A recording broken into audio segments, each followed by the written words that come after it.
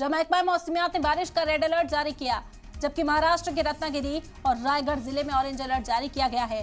कल भी शदीद बारिश का अलर्ट को देखते हुए सभी स्कूलों को बंद कर दिया गया था और आज भी रेड अलर्ट जारी है। आपको बता दें कि लगातार हो रही बारिश की वजह से कई जगहों पर वाटर लॉगिंग के हालात देखे गए थे। स्कूलों को बंद करने का हुक्म जारी किया गया था और साथ ही साथ लोगों से मोहतात रहने की अपील की जा रही थी। और आपको बता दें कि महकमा मौसमियात ने आज भी रेड अलर्ट जारी किया है।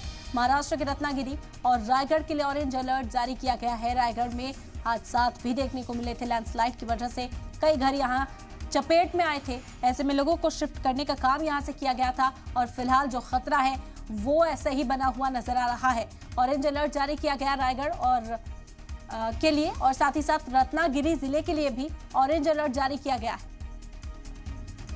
आपको बता दें कि मुंबई में रेड अलर्ट जारी किया गया, स्कूलों को बंद कर दिया गया है। दफातर जाने वाले लोगों से एहतियात बरतने की अपील की जा रही है। कई जगहों पर इस वक्त पानी भरा हुआ नजर आ रहा है।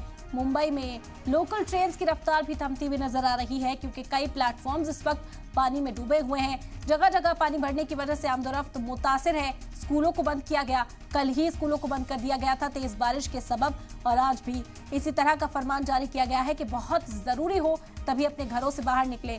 साथ ही साथ एहतियात बरतने की अपील की गई क्योंकि कई हादसात इस मौसम में पेश आते हैं। अभी कुछ और दिन तक राहत मिलती हुई नजर नहीं आ रही। मुंबई में रेड अलर्ट जारी किया गया है। रत्नागिरी और रायगढ़ की बात करें तो ऑरेंज अलर्ट यहाँ पर बरकरार है। लैंडस्लाइड के कई वाकयात रायगढ़ में देखने को मिले थे।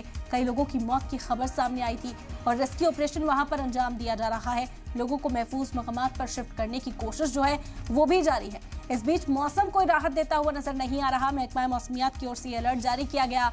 रेड अलर्ट मुंबई के लिए जारी किया गया है, वहीं रत्नागिरी और रायगढ़ के लिए ऑरेंज अलर्ट जारी किया गया। अभी कुछ और दिन शदीद बारिश का सामना करना होगा महाराष्ट्र के लोगों को और इंतजामिया की तमाम कोशिशें यही हैं कि हालात पर काबू पाया जा सके।